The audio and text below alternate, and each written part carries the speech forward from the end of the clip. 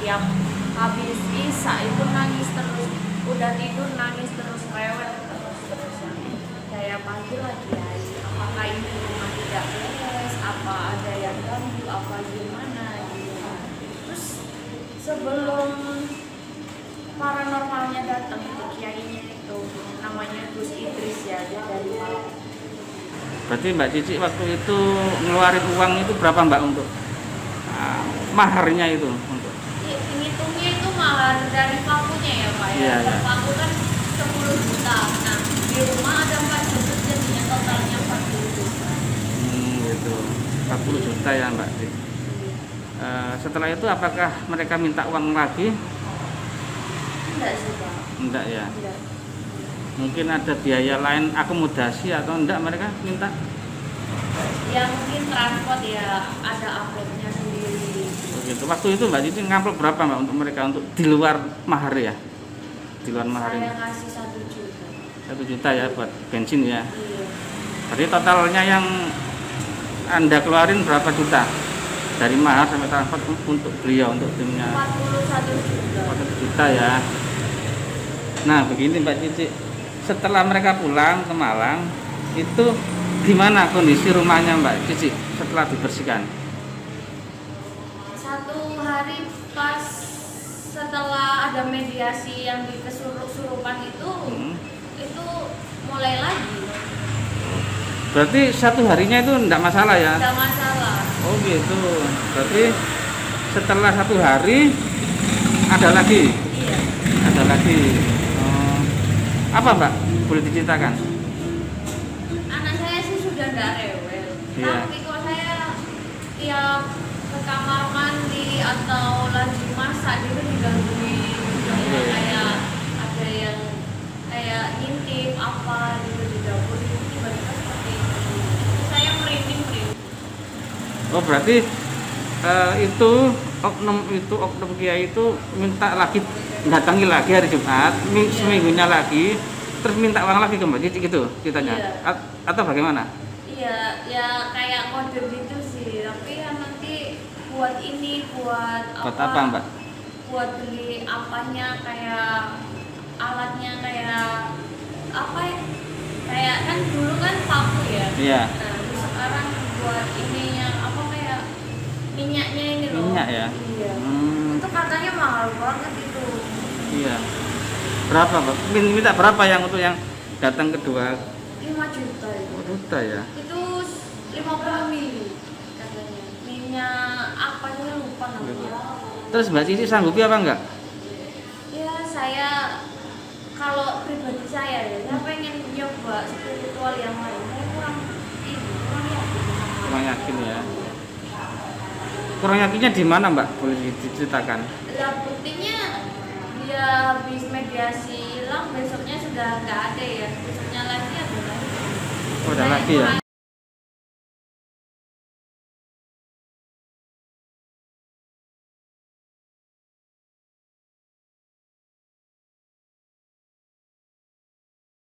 Sebelumnya ini nanti video ini saya publish ya ke masyarakat ya Mbak? Iya.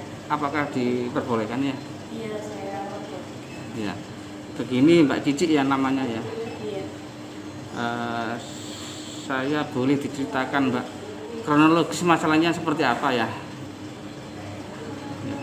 Untuk rumahnya saya ini ya. Ya. Jadi kan saya punya anak kecil, tiap malam itu digangguin. Saya belum bisa sih sebenarnya melihat seperti itu tuh, belum bisa. Anak ini kenapa nangis terus, tiap habis isa itu nangis terus, udah tidur nangis terus, rewel terus kayak panggil lagi ya, apakah ini rumah tidak beres, apa ada yang ganggu, apa gimana gitu. Terus sebelum paranormalnya datang itu kiainya itu namanya Gus Idris ya, dia dari Malang. Itu saya diganggu juga. Saya ke toilet, tiba-tiba ketawa-tawa sendiri. Saya merinding, waduh ini ada yang gak beres. Terus besoknya malam Jumat itu, ya Allah, ketawanya wah kamar mandi, keran dinyalain, ketawa, berhenti, ketawa, dinyalain, mati, berhenti suaranya. Ya seperti itu. Terus akhirnya Sabtunya itu Gus Idris datang ke rumah saya. Terus dilihat, wah ini katanya ada penunggunya gitu, sesosok kutil anak gitu. Ya saya percaya nggak percaya sih, buktinya anak saya rewel terus ya. Terus suami saya juga lagi kerja di luar kota, jadinya saya sendirian sama anak saya. Terus itu kiainya bersihin ya gaya-gaya paranormal gitu lah, dibersihkan semuanya, di tiap sudut rumah itu dikasih kayak paku. Kayak apa? Kayak berarti ini kayak sudut-sudut ini Mbak ya. Maaf ya, ini rumahnya kan ini, terus sudut-sudut ini dikasih paku ya. Iya. Paku ya Mbak ya. Boleh saya lihat sebentar ya ke dalam. Nah seperti ini ya. Dikasih paku ya. Berapa Mbak ini pakunya ini? Berapa biji? Harganya berapa gitu? Boleh diceritakan? Dia narjet itu per paku itu harganya 10 juta. Nah, sudut rumah saya bisa lihat sendiri kan ini berapa sudut. Iya. Ini ada 6 sudut. 4 sudut ya? 4 Sudut. 4 sudut. Ya. Satu sudutnya kan 10 juta. Jadi 40 juta total. Nah, begitu saya buka kan ada kayak kain mori di situ ya. Itu saya buka ya ternyata ya paku biasa gitu. Di mana Mbak? Kain morinya bisa ditunjukkan tempatnya aja. Oh iya di situ silakan. Boleh. Di sini ya. Di sini ya. Di sini ya berarti ya. Itu kapan Mbak kira-kira nemu kain mori itu? Saya nemunya itu kiainya siang di sini, malamnya saya nemu. Oh, nemukan. Terus apa yang dilakukan timnya ini, tim seorang oknum Gus itu? Mereka ke tempatnya, rumahnya Mbak Cici ini sendiri atau tim Mbak atau kelompok? Mereka bertiga. Bertiga aja? Iya bertiga. Habis. Bertiga atau kelompok? Oh ya, ada orang 7 orang. Sebenarnya semuanya 7 orang totalnya. Tapi yang rekannya itu kan yang fokus untuk ininya 3 orang. Oh gitu. Mungkin bisa diceritakan ada mediator atau kesurupannya mungkin? Oh ada Pak, ada. Ada ya? Itu sempat dari rekannya Kiai itu kan dikasih mediator gitu kan. Dimasukin Bunilan. Oh gitu. Ditanyain ini dari mana? Ngakunya dia penunggunya sini, katanya udah zaman Belanda dulu udah ada di sini. Oh ini berarti rumahnya sudah lama ya Mbak, tapi iya, sudah direnovasi kayaknya ya. Iya. Terus habis itu apa yang dilakukan oleh timnya Gus itu Mbak Cici? Ya ditaruh mediasi, terus dia ngaku kan dia siapa, dari mana, udah berapa lama di sini, katanya ratusan tahun gitu. Ya namanya makhluk ini ya, kan beda sama kehidupan kita, jadinya ya seperti itulah. Ya. Terus selama proses pembersihan rumahnya ini kira-kira berapa jam Mbak dari kedatangannya? Lama Pak, didoain, dikasih kayak alat-alat kayak garam, terus ada bunganya, Garam, bunga. Minyak apa gitu loh. Oh, pakai garam, pakai bunga juga? Iya, pakai. Pakai minyak juga ya? Iya. Terus apakah dibacakan Quran atau doa-doa apa gitu? Iya, dibacakan doa itu ya lumayan ada, kalau 2 jaman itu ada. 2 jaman ya. Iya. Berarti Mbak Cici waktu itu ngeluarin uang itu berapa Mbak untuk maharnya itu? Untuk Ngitungnya itu mahar dari pakunya ya Pak ya. Iya, iya. Paku kan 10 juta. Nah, di rumah ada 4 juta, jadinya totalnya 40 juta. Gitu. 40 juta ya Mbak Cici. Setelah itu apakah mereka minta uang lagi? Enggak sih Pak. Enggak ya. Enggak. Mungkin ada biaya lain akomodasi atau enggak mereka minta? Ya mungkin transport ya ada uploadnya sendiri. Begitu. Waktu itu Mbak Cici ngamplop berapa Mbak untuk mereka untuk di luar mahar ya? di luar mahar ini? Saya ngasih 1 juta. 1 juta ya buat bensin ya. Iya. Jadi totalnya yang Anda keluarin berapa juta? Dari mahar sampai transport untuk beliau, untuk timnya? 41 juta. 41 juta ya. Nah begini Mbak Cici, setelah mereka pulang ke Malang, itu gimana kondisi rumahnya Mbak Cici setelah dibersihkan? 1 hari pas setelah ada mediasi yang di kesurupan itu, itu mulai lagi. Berarti 1 harinya itu enggak masalah ya? Tidak masalah. Oh gitu. Berarti setelah 1 hari ada lagi? Iya. Ada lagi.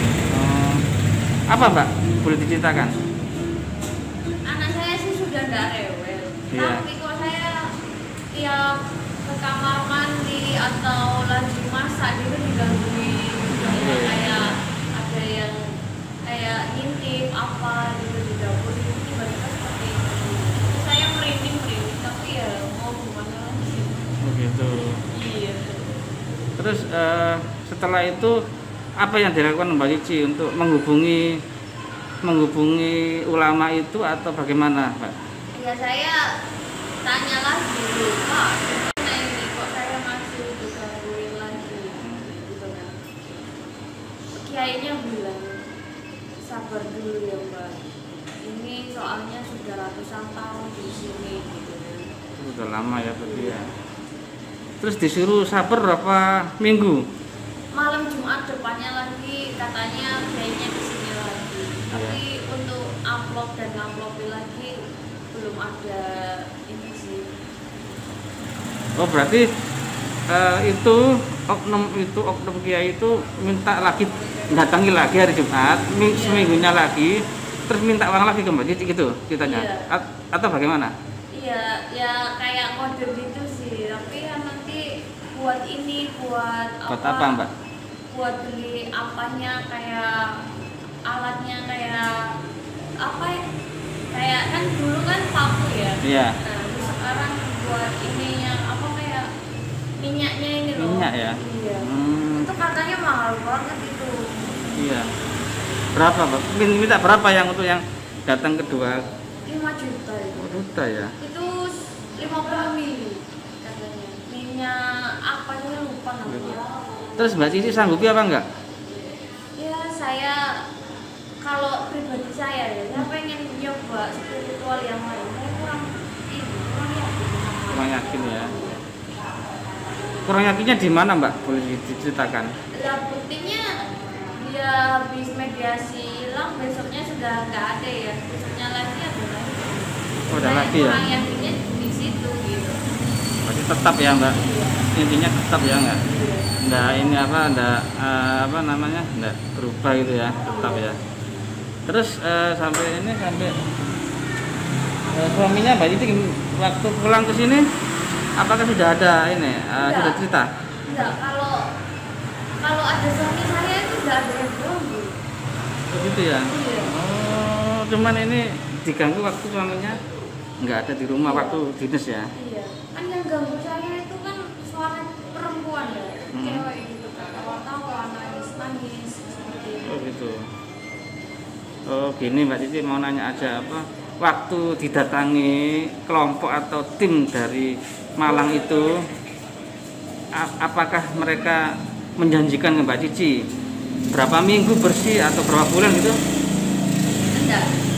Mereka enggak bilang janji sekian hari sekian, enggak. Tapi mereka itu kayak meyakinkan akan hilang langsung gitu. Oh berarti dia menjanjikan pasti hilang gitu ya? Iya. Intinya gitu.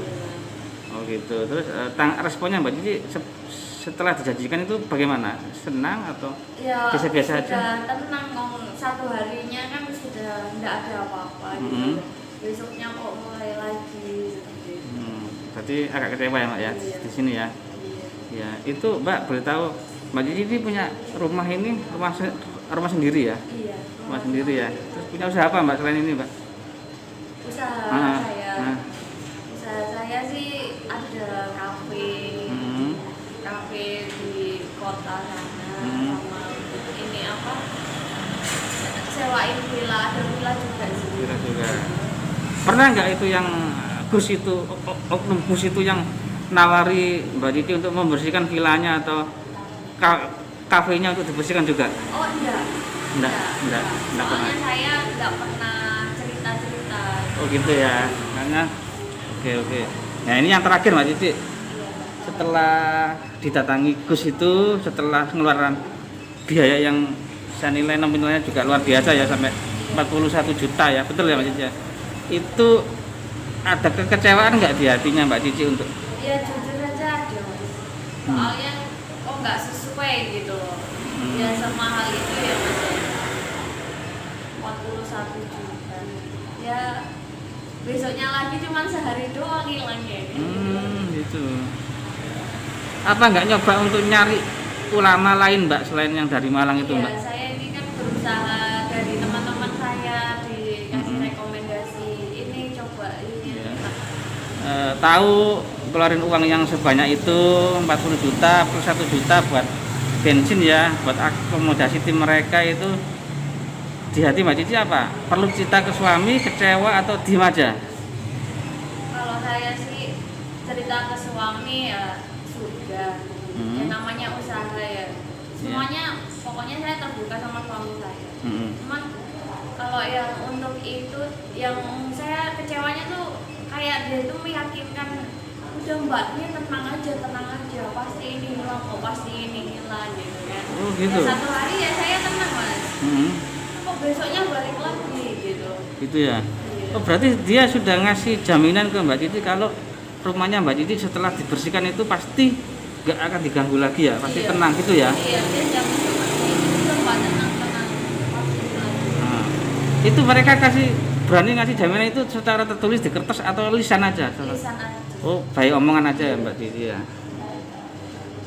Setelah dari situ kan Mbak Cici kan satu hari nggak diganggu ya. Iya. Mereka pulang. Iya. Terus ada nggak follow up dari mereka, telepon ke Mbak Cici menanyakan gimana Mbak rumahnya, sudah tenang atau enggak, atau mereka diam-diam aja gitu Mbak?